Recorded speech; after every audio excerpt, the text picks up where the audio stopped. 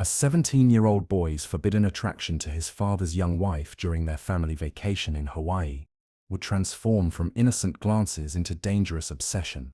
But what happened on that final night at the luxury resort would shatter two families forever and leave investigators questioning everything they thought they knew about betrayal, manipulation, and the deadly consequences of crossing lines that should never have been crossed.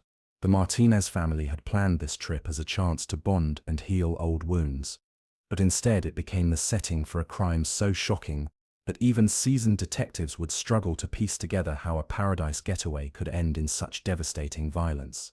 Roberto Martinez thought he was giving his teenage son Dylan the perfect opportunity to accept his new stepmother, Isabella, into their family. The successful tech entrepreneur had remarried just 18 months after his wife's death from cancer, choosing a vibrant 28-year-old woman who seemed to bring light back into their grieving household. What Roberto could not have anticipated was that his attempts to create family harmony would instead plant the seeds of an obsession that would consume his son completely. The warning signs were there from the beginning, hidden beneath the surface of what appeared to be normal teenage adjustment to a blended family.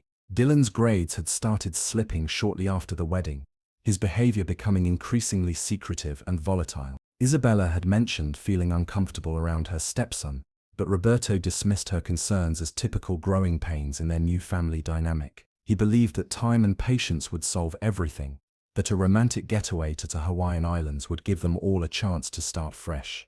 But some secrets cannot be buried, no matter how far you travel to escape them. What began as stolen glances and inappropriate thoughts would escalate into a full-blown affair that neither Dylan nor Isabella could control. And when Roberto finally discovered the truth about what had been happening under his own roof, his reaction would be swift, violent, and irreversible. The paradise they thought would heal their family would instead become the place where everything fell apart, leaving behind a trail of destruction that would haunt everyone involved for the rest of their lives. The Martinez family had always appeared to be the picture of success from the outside. Roberto Martinez, a 45-year-old software developer who had built his company from nothing into a multi-million-dollar enterprise, lived in an exclusive neighborhood in Palo Alto, California. His sprawling mansion overlooked the bay, complete with a pool, tennis court, and every luxury imaginable. But beneath the surface of material success lay the deep scars left by tragedy.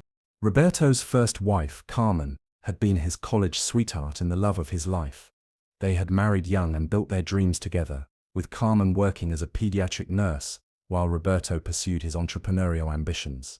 When Dylan was born, they thought their family was complete. Carmen was a devoted mother who balanced her nursing career with raising their son, creating a warm and loving home environment that Roberto treasured. Everything changed when Carmen was diagnosed with aggressive breast cancer at 38.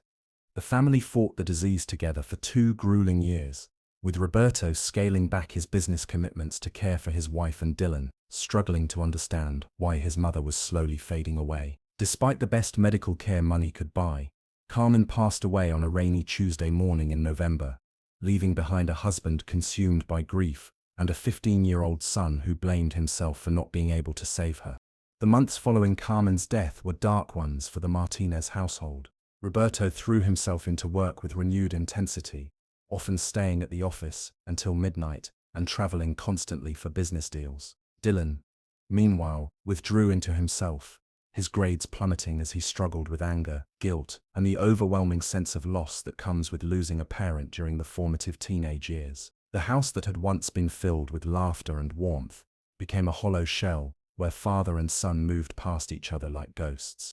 It was during this difficult period that Roberto met Isabella Vasquez at a charity gala in San Francisco. 26 at the time, Isabella was working as an event coordinator for the non-profit organization hosting the fundraiser. She had an infectious smile and a genuine warmth that reminded Roberto of better times. Unlike the other women he had encountered since becoming a widower, Isabella did not seem interested in his wealth or status. She listened when he talked about Carmen without judgment, offered comfort without trying to replace what he had lost, and slowly helped him remember what it felt like to smile again. Their relationship developed gradually over 6 months of dinner dates, weekend trips, and long conversations about life, loss, and the possibility of second chances.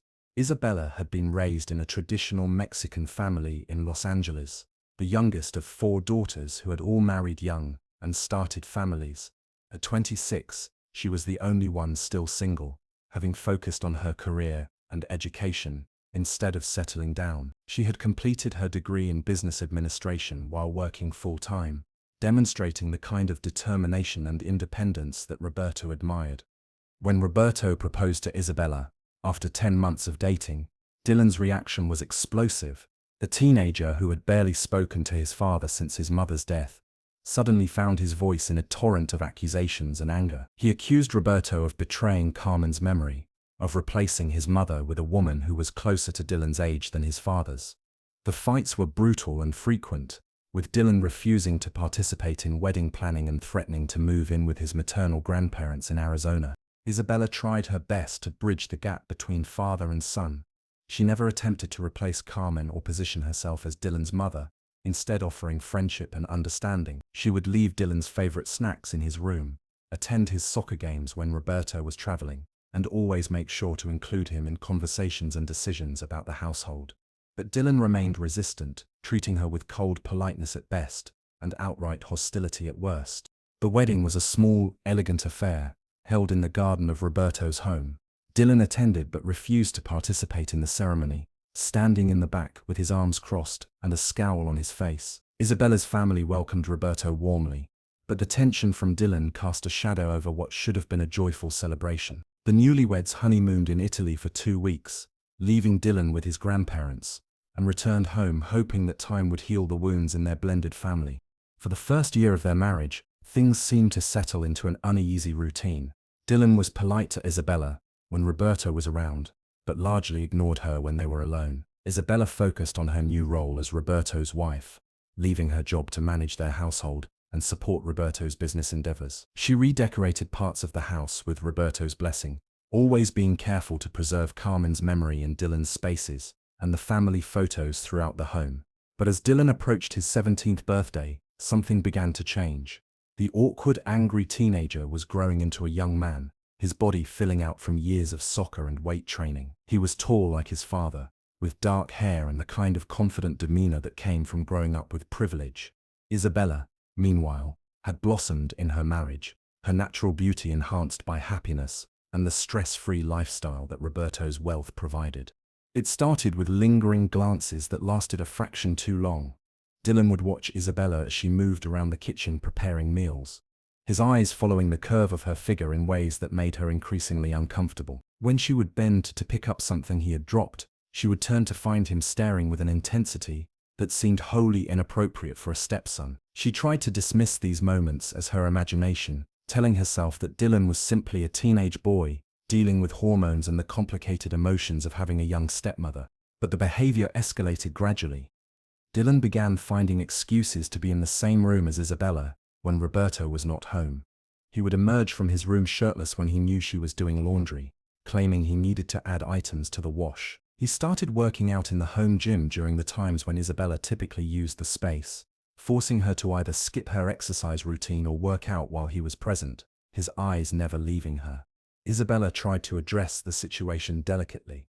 She suggested to Roberto that perhaps Dylan needed more structure or activities to keep him busy, but Roberto was thrilled that his son seemed to be coming out of his shell and spending more time in the common areas of the house. When Isabella mentioned feeling somewhat uncomfortable, Roberto assured her that Dylan was probably just trying to get to know her better and that she should be patient with his efforts to accept her into the family.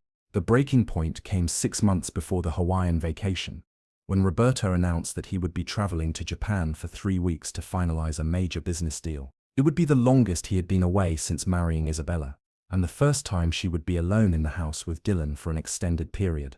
Isabella felt a chill of apprehension, but could not articulate her concerns without sounding paranoid or accusatory. During Roberto's absence, Dylan's behavior became increasingly bold. He would walk around the house in minimal clothing, leave his door open while changing, and find reasons to brush against Isabella in the hallways. One evening, while Isabella was preparing dinner, Dylan cornered her in the kitchen and told her that he had always found her beautiful and that he knew she must be lonely with his father traveling so much. Isabella firmly told him that his behavior was inappropriate and that if it continued, she would have to tell Roberto about their conversation. Dylan's response was to laugh and tell her that Roberto would never believe her over his own son, especially when Dylan was finally making an effort to accept her into the family. The threat was subtle but clear, and Isabella realized she was trapped in a situation that could destroy her marriage either way. If she told Roberto what was happening, Dylan could easily claim that she was the one making advances, or that she was lying to cause problems between father and son. If she said nothing, Dylan's behavior would likely continue to escalate. For the remaining 2 weeks of Roberto's trip, Isabella stayed in her room with the door locked whenever Dylan was home. She made sure to never be alone with him in any room, and arranged to visit her sister in Los Angeles for several days to avoid being in the house. When Roberto returned, he was pleased to hear that Dylan and Isabella had been getting along well in his absence, misinterpreting Isabella's careful avoidance as progress in their relationship. It was shortly after Roberto's return that he announced his plan for the family vacation to Hawaii. He had booked a luxury suite at a resort in Maui for 10 days, with separate bedrooms for everyone and plenty of activities to keep them busy. Roberto saw the trip as an opportunity to finally solidify their family unit, to create positive memories that would help Dylan fully accept Isabella as his stepmother. He had no idea that he was creating the perfect storm for disaster. The flight to Maui should have been the beginning of a healing journey for the Martinez family, but from the moment they boarded the plane, the undercurrents of tension were impossible to ignore. Roberto had upgraded them to first class, hoping that the luxury and excitement of the trip would set a positive tone. He settled into his seat with his laptop, planning to catch up on some work emails during the 5-hour flight, while Isabella sat between him and Dylan, arrangement that would prove to be more significant than anyone realized at the time. During the flight, Roberto became absorbed in a video conference with his business partners in Tokyo, leaving Isabella and Dylan to share the in-flight entertainment system. What started as casual conversation about movies quickly became something more intimate. Dylan complimented Isabella on her choice of outfit for the trip, telling her that the blue dress brought out her eyes. When she reached across him to adjust the air conditioning, his hand brushed against her arm, lingering just long enough to send a clear message about his intentions. Isabella tried to maintain appropriate boundaries, but the confined space of the airplane made it difficult to avoid Dylan's increasingly bold behavior. When Roberto finally ended his call and suggested they all watch a movie together, Dylan had already established a new level of familiarity with his stepmother that she found both alarming and, despite herself, somewhat flattering. The attention from an attractive young man, even one who should have been off limits, awakened feelings in Isabella that she had not expected and certainly did not want to examine too closely. The resort in Maui was everything Roberto had promised and more. Their suite overlooked the ocean, with a private balcony, separate bedrooms, and access to all the luxury amenities the resort had to offer. Roberto had planned every detail carefully, booking spa treatments for Isabella, golf lessons for himself and Dylan, and family excursions that would give them plenty of time to bond. What he had not anticipated was how the romantic setting would amplify the dangerous attraction that had been building between his wife and son. On their first morning, Roberto left early for a business breakfast with a potential client who happened to be staying at the same resort. He kissed Isabella goodbye and reminded Dylan to take care of his stepmother, a request that Dylan interpreted in ways Roberto never intended. Isabella had planned to spend the morning by the pool, reading and enjoying the peaceful atmosphere, but Dylan insisted on joining her, claiming that he wanted to make sure she was safe and comfortable. The pool area was relatively empty in the early morning hours, with most guests either sleeping in or already out on excursions. Dylan chose a lounge chair directly next to Isabella's, despite the dozens of empty chairs available throughout the area. He made casual conversation about the beauty of the island, the warmth of the sun, and how relaxed Isabella looked away from the stress of their daily routine in California. As the morning progressed, Dylan became increasingly flirtatious in his comments and behavior. He offered to apply sunscreen to Isabella's back, his hands moving slowly and deliberately across her skin in ways that felt more like a caress than practical sun protection. When Isabella tensed at his touch, Dylan whispered that she needed to relax and trust him, that he only wanted to take care of her the way she deserved to be cared for. Isabella found herself caught between her rational mind, which knew that Dylan's behavior was completely inappropriate, and her physical response to the attention and affection he was showing her. Roberto had been distracted by work for months, often falling asleep as soon as his head hit the pillow, and rarely showing her the kind of focused attention that Dylan was lavishing on her now. The combination of the romantic setting, the tropical heat, and Dylan's persistent charm was wearing down her defenses in ways that frightened her. When Roberto returned from his breakfast meeting, he found Isabella and Dylan laughing together by the pool, sharing what appeared to be an inside joke. Roberto was delighted to see them getting along so well, and suggested they all go into town for lunch and shopping. During the meal, Dylan continued his subtle campaign of seduction, complimenting Isabella's choices, asking for her opinions on everything from the food to the local culture, and treating her with the kind of attentive respect that Roberto had been too busy to show her recently. That afternoon, while Roberto took a nap to recover from the early morning and the effects of the time change, Dylan convinced Isabella to take a walk on the beach with him. He claimed that he wanted to apologize for his behavior over the past year, and to thank her for being so patient with his adjustment to their blended family. The conversation started innocently enough, with Dylan expressing what seemed like genuine remorse for the way he had treated Isabella since his father's remarriage. But as they walked along the secluded stretch of beach, Dylan's apology transformed into something much more dangerous. He told Isabella that he had been fighting his attraction to her since the day they met, that his anger and hostility had been his way of trying to deny the feelings that he knew were wrong, but could not control. He confessed that he had never been with a woman, that Isabella was the first person to make him feel like a man instead of a grieving boy, and that being so close to her in Hawaii was torture. Isabella should have ended the conversation immediately and returned to the resort, but Dylan's vulnerability and obvious pain touched something deep inside her. She found herself listening as he poured out his heart, describing the loneliness he had felt since his mother's death, and the jealousy he experienced watching Roberto's happiness with Isabella. When Dylan reached out to touch her face, telling her that she was the most beautiful woman he had ever seen, Isabella did not pull away. The kiss that followed was electric and completely wrong in every possible way. Isabella knew that she was crossing a line that could never be uncrossed, but the passion and intensity of Dylan's embrace overwhelmed her better judgment. For those few moments on the beach, she allowed herself to forget that he was her stepson, that she was married to his father, and that what they were doing could destroy everything she had built with Roberto. When they finally broke apart, both Isabella and Dylan were breathing heavily and staring at each other with a mixture of desire and horror at what they had just done. Isabella tried to restore sanity to the situation, telling Dylan that their kiss had been a mistake and that they needed to forget it had ever happened. But Dylan was past the point of rational thought, intoxicated by the taste of forbidden fruit, and convinced that Isabella's response meant she felt the same overwhelming attraction that was consuming him. Over the next 3 days, Roberto remained blissfully unaware of the dangerous game being played right under his nose. He was having the vacation of his dreams, finally seeing his son and wife getting along, bonding over shared meals and activities, and appearing to enjoy each other's company. What Roberto interpreted as family harmony was actually the carefully orchestrated dance of two people fighting against an attraction that grew stronger with each passing hour. Dylan became increasingly bold in his pursuit of Isabella, finding excuses to touch her, whispering comments about her beauty when Roberto was distracted, and making plans for them to be alone together. Isabella found herself looking forward to these moments despite knowing how wrong they were. The attention and desire that Dylan showed her was addictive, especially when contrasted with Roberto's distracted affection and busy schedule even on vacation. The second incident occurred when Roberto left for another business call, this time with clients on the East Coast who were only available during their breakfast time due to the time difference. Dylan suggested that he and Isabella go snorkeling together, claiming that he wanted to explore the reef he had read about in the resort's activity guide. Isabella agreed, telling herself that they would be in public and surrounded by other tourists, making it impossible for anything inappropriate to happen. But Dylan had chosen a more secluded snorkeling spot, accessible only by a short hike from the main beach area.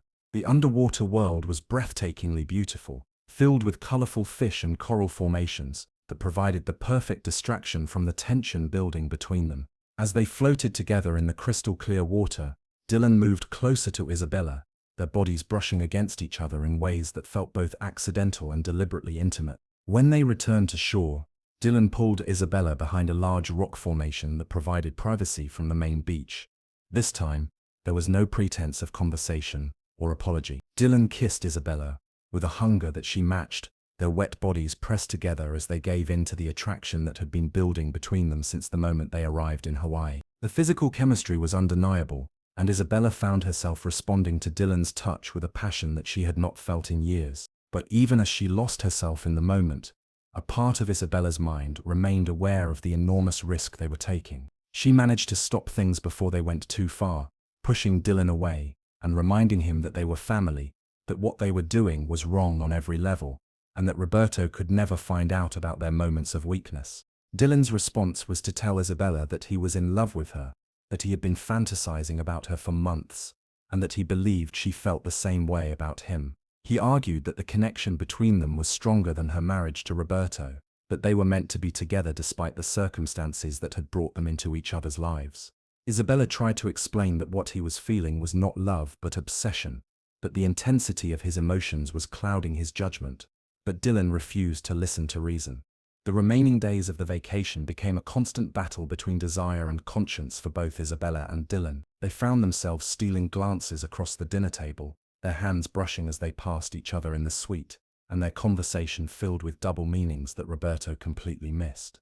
The tropical paradise that was supposed to heal their family was instead becoming the breeding ground for a secret that would ultimately destroy everything Roberto had worked to build. Roberto, meanwhile, was having the time of his life. He saw his son laughing and talking with Isabella, noticed how comfortable they seemed together, and felt that his dream of creating a loving, blended family was finally coming true. He even commented to Isabella one evening that Dylan seemed like a different person in Hawaii, more mature and accepting of their marriage. Isabella smiled and agreed, all while knowing that Roberto's happiness was built on a foundation of lies and betrayal that grew more dangerous with each passing day. On their 8th day in Hawaii, Roberto announced that he needed to extend their vacation by 2 days to finalize a business deal that had unexpectedly accelerated. He would need to spend most of the next day in meetings and conference calls, leaving Isabella and Dylan largely unsupervised for the first time since their arrival. The news sent both Isabella and Dylan into emotional turmoil, knowing that they would soon be presented with the opportunity and temptation they had been dancing around for over a week. That night, Isabella lay awake in her bed, listening to Roberto's peaceful breathing, knowing that she was on the verge of making a decision that would change everything. Down the hall, Dylan was experiencing the same sleepless night, his mind racing with possibilities and plans for what might happen when they finally had extended time alone together. Neither of them could have predicted that their moment of reckoning would come sooner than expected, or that Roberto's keen business instincts would ultimately prove to be their undoing. The 9th day of their Hawaiian vacation began like any other, with Roberto kissing Isabella goodbye before leaving for what he expected to be a full day of business meetings and conference calls. He reminded Dylan to take care of Isabella and suggested they enjoy the resort's amenities while he was tied up with work. Roberto had no way of knowing that his casual instruction would set in motion a chain of events that would shatter their family forever. Isabella had planned to spend the day reading by the pool and perhaps visiting the resort's spa, anything to avoid being alone with Dylan in their suite. But Dylan had other plans, appearing at her poolside chair within minutes of Roberto's departure, with 2 tropical drinks and a suggestion that they explore a hiking trail he had discovered on the resort's property map. The trail led to a secluded waterfall that was supposedly one of the island's hidden gems, accessible only to those willing to make the moderately challenging trek through the tropical forest. Against her better judgment, Isabella found herself agreeing to the hike. She told herself that they would be outdoors, surrounded by nature, and that the physical activity would help burn off some of the nervous energy that had been building between them for days. What she did not anticipate was how the isolation and natural beauty of the trail would create the perfect setting for the confrontation that had been inevitable since their first kiss on the beach. The hike took them through dense tropical vegetation, past exotic flowers and birds that seemed to exist only in paradise. Dylan was charming and attentive, helping Isabella navigate the more challenging sections of the trail and pointing out interesting plants and wildlife along the way. For brief moments, Isabella could almost forget the dangerous undercurrents of their relationship and simply enjoy spending time with an intelligent, attractive young man who seemed genuinely interested in her thoughts and opinions. The waterfall, when they finally reached it, was breathtakingly beautiful. Water cascaded down smooth volcanic rock into a crystal clear pool surrounded by lush vegetation and tropical flowers. The sound of the falling water created a natural privacy screen, ensuring that their conversation could not be overheard by any other hikers who might venture onto the trail. It was the most romantic setting imaginable, and both Isabella and Dylan were acutely aware of the implications. Dylan wasted no time in taking advantage of their solitude. He pulled Isabella close, telling her that he had been dreaming of this moment since they arrived in Hawaii, that he could not stop thinking about her, and that he was tired of pretending that the attraction between them did not exist. Isabella tried to maintain her resolve, reminding Dylan that she was married to his father, and that what he was suggesting was impossible, but her protests grew weaker as Dylan's kisses became more insistent. What happened next would be disputed later during the investigation, with Isabella claiming that she tried to stop Dylan's advances, while Dylan insisted that Isabella was an enthusiastic participant. The truth, as is often the case in situations involving forbidden attraction and family betrayal, probably lies somewhere in the middle. What cannot be disputed is that Isabella and Dylan made love beside the waterfall, their passion overriding every moral and practical consideration that should have stopped them. The affair that had been building for weeks finally reached its inevitable conclusion in the most beautiful and isolated setting either of them had ever experienced. For Isabella, the experience was a mixture of incredible physical pleasure and overwhelming guilt. For Dylan, it was the fulfillment of months of fantasies and the confirmation that Isabella felt the same intense attraction that had been consuming him since his father's remarriage. In the aftermath of their encounter, both Isabella and Dylan struggled with the magnitude of what they had done. Isabella was overwhelmed by guilt and immediately began planning how to confess everything to Roberto and beg for his forgiveness. Dylan, however, saw their lovemaking as the beginning of a new chapter in their relationship, the moment when they finally acknowledged their true feelings and committed to being together despite the obstacles they would face. The hike back to the resort was tense and filled with whispered arguments about what would happen next. Isabella insisted that their encounter had been a terrible mistake that could never be repeated, while Dylan argued that they owed it to themselves to explore the connection they had discovered. By the time they reached their suite, both were emotionally exhausted and dreading Roberto's return from his business meetings. What they did not know was that Roberto's most important meeting had been cancelled due to a family emergency on the client's side, leaving him free to return to the suite much earlier than expected. Roberto decided to surprise Isabella and Dylan with an impromptu family dinner at the resort's most exclusive restaurant, planning to use the unexpected free time to continue building the family bonds that seemed to be strengthening with each day of their vacation. Roberto entered the suite using his key card, calling out cheerfully to announce his early return and his plans for their evening together. What he found instead was Isabella and Dylan in the living area of the suite, their body language and facial expressions making it immediately clear that something significant had happened between them. Isabella's hair was disheveled, her clothing slightly wrinkled in ways that suggested recent physical activity.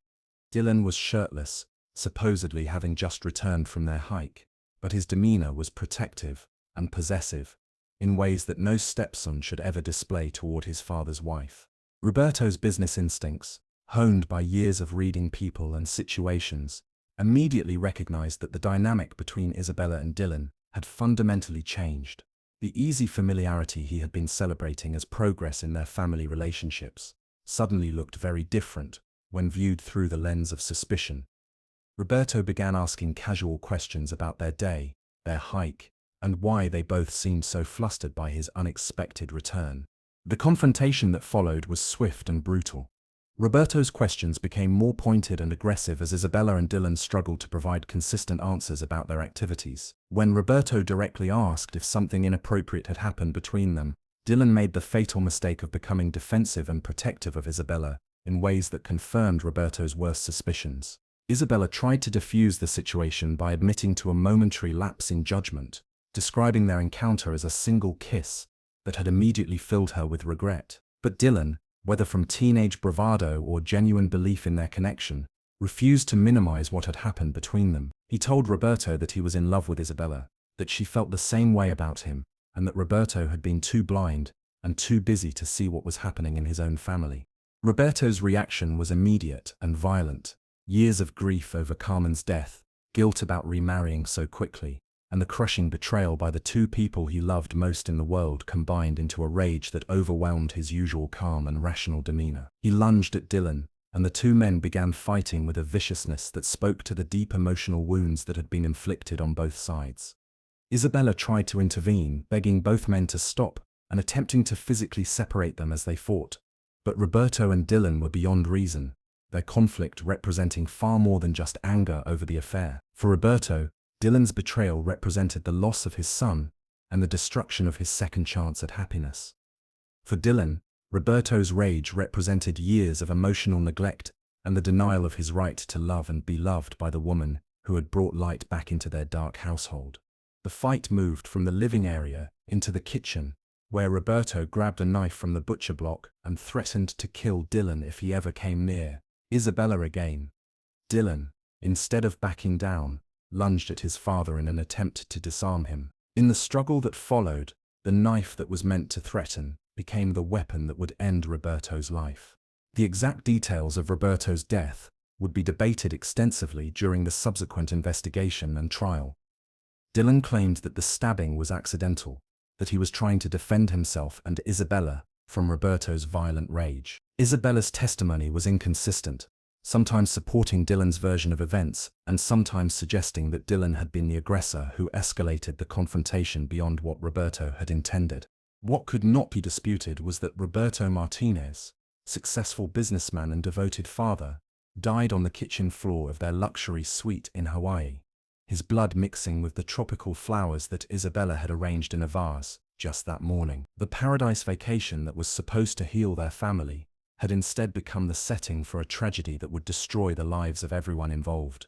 Dylan and Isabella stood over Roberto's body, both in shock at how quickly their secret affair had escalated into violence and death. The man who had loved them both, who had worked so hard to create a happy family, was gone forever because of their selfish choices and inability to control their forbidden attraction. The weight of their guilt and the reality of their situation began to sink in as they realized that their actions had consequences far beyond their own desires and emotions. The immediate aftermath of Roberto's death threw Dylan and Isabella into a panic that would ultimately prove to be their undoing. Standing over Roberto's lifeless body in the kitchen of their luxury suite, both realized that their secret affair had escalated into a nightmare beyond their worst fears. The man who had loved them both, who had worked tirelessly to provide for his family and create happiness after years of grief, was dead because of their betrayal and the violent confrontation it had triggered.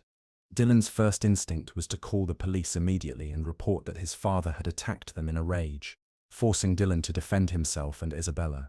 But Isabella, thinking more clearly in the moments following the tragedy, realized that their story would never hold up under investigation. The evidence of their affair was too obvious, their behavior too suspicious, and their inability to provide a consistent account of the day's events would immediately raise red flags for any competent investigator. Instead of calling for help, Isabella and Dylan spent precious hours trying to cover up what had really happened. They cleaned Roberto's blood from the kitchen floor, disposed of their hiking clothes that might contain DNA evidence, and attempted to create an alternative timeline for the day's events. Isabella even went so far as to call the resort's front desk and ask about Roberto's business meetings, trying to establish when he might have been expected to return to the suite. But their amateur attempts at evidence tampering were no match for professional investigators.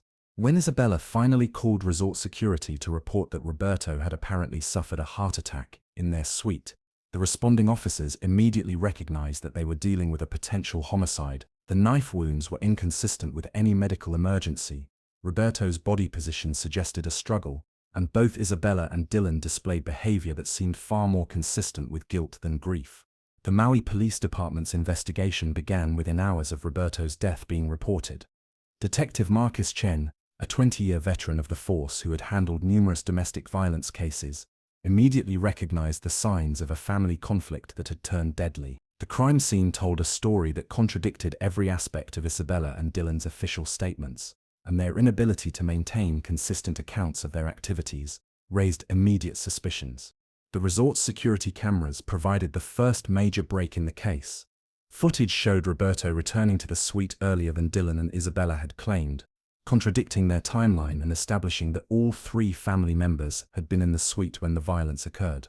Additional footage from the hiking trail confirmed that Dylan and Isabella had indeed spent several hours alone together in a remote location, returning to the resort with body language and behavior that suggested intimacy rather than the casual step-family bonding they had described.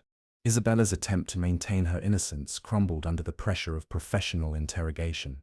Detective Chen, experienced in reading the signs of domestic betrayal and violence, recognized that Isabella was hiding something significant about her relationship with Dylan. When confronted with the evidence of their time alone together and the inconsistencies in their stories, Isabella finally broke down and admitted to the affair. Her confession opened the floodgates for a complete reconstruction of the events leading up to Roberto's death. Isabella described the gradual escalation of Dylan's inappropriate behavior, her own conflicted feelings about the attention he showed her, and the fatal encounter beside the waterfall that had finally crossed the line from emotional to physical betrayal. She painted herself as a victim of Dylan's manipulation and Roberto's violent rage, claiming that she had tried to prevent the confrontation that led to the stabbing.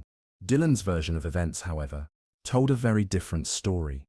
Under interrogation, he admitted to his obsession with Isabella, but insisted that she had been an enthusiastic participant in their affair. He described Isabella as lonely and neglected by Roberto's focus on business, eager for the attention and affection that Dylan provided.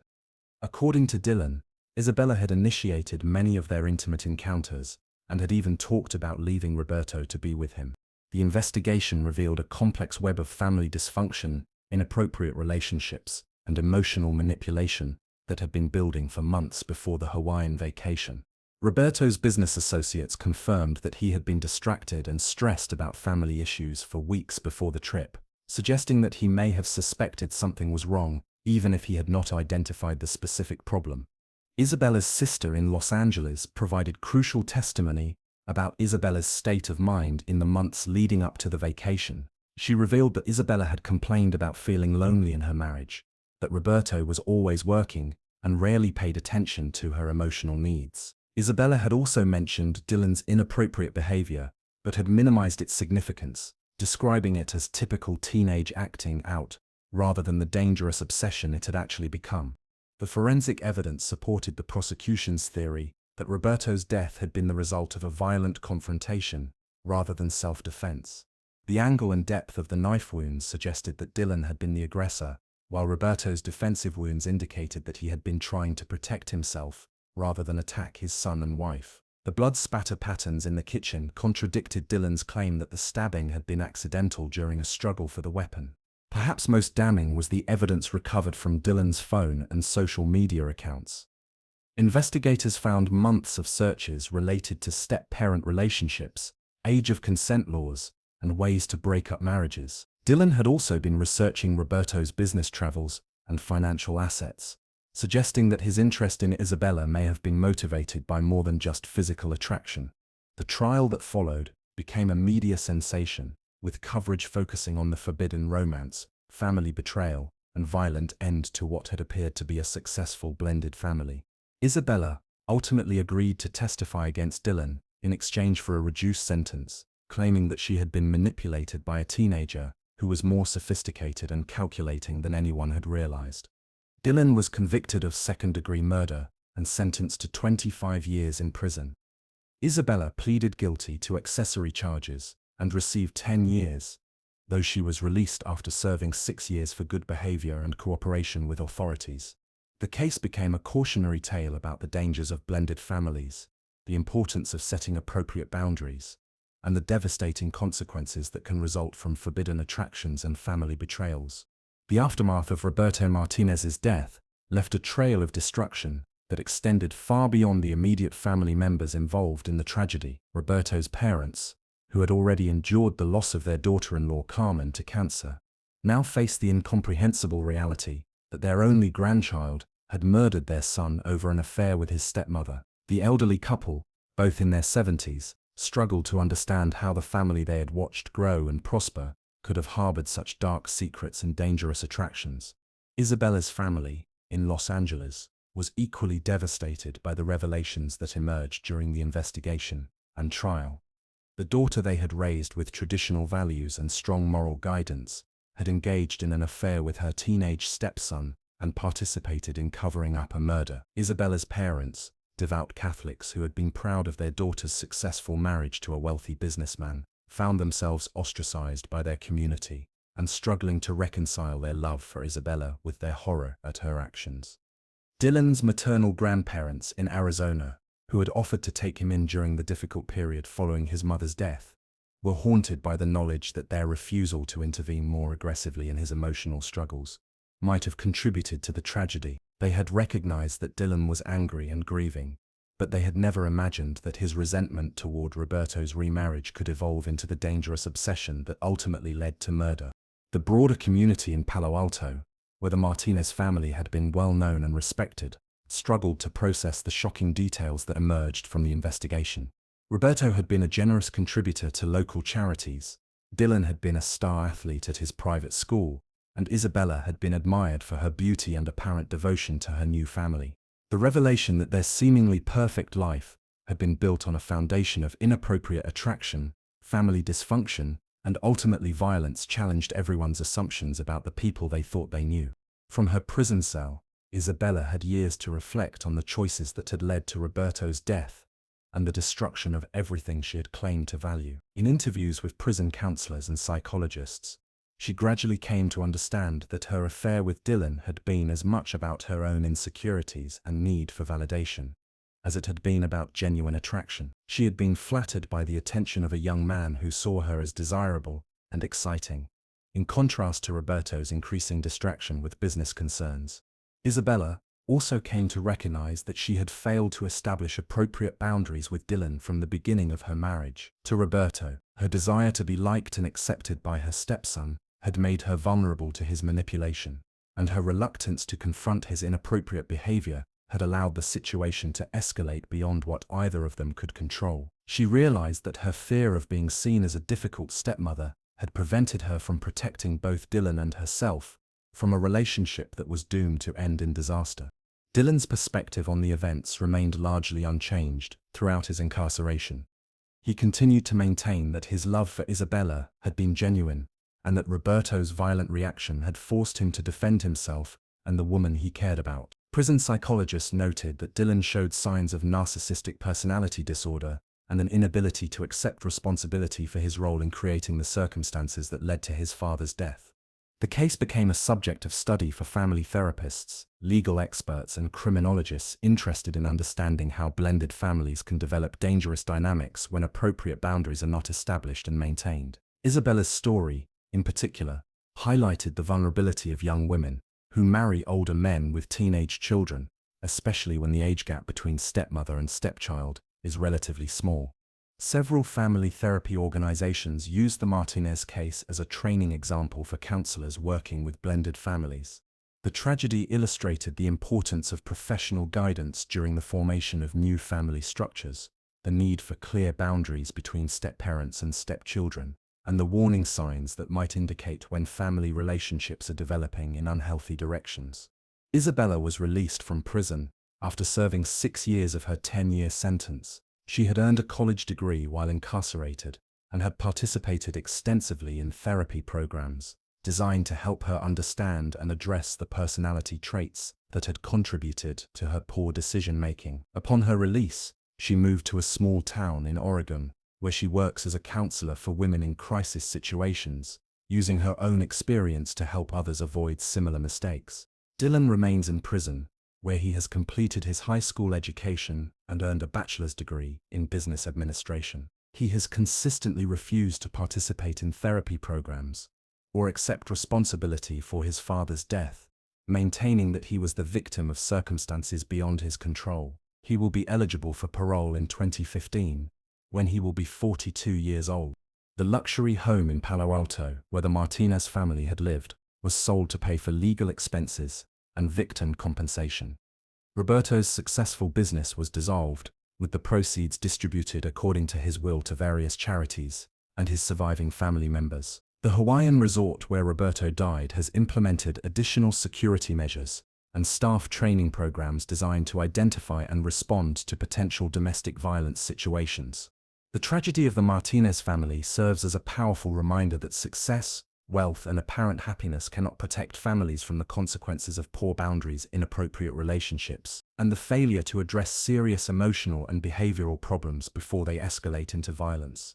Roberto's death was the ultimate price paid for a series of choices and failures that began long before the family boarded their flight to Hawaii. For those of us who hear this story, the lessons are clear and important. Blended families require extra attention, communication, and professional guidance to develop healthy relationships and appropriate boundaries. Warning signs of inappropriate attraction or behavior between family members should never be ignored or dismissed as temporary adjustment issues. And most importantly, the pursuit of personal desires and satisfaction should never come at the expense of the safety and well-being of the people we claim to love. If you found this story thought-provoking and want to explore more cases that reveal the complex dynamics of family relationships gone wrong, I encourage you to subscribe to True Crime Village and share your thoughts in the comments below. These stories, while difficult to hear, provide valuable insights into human behavior and the importance of making ethical choices, even when faced with powerful temptations. Remember that every family faces challenges and conflicts, but how we choose to handle those difficulties ultimately determines whether we build stronger bonds or destroy the relationships that matter most.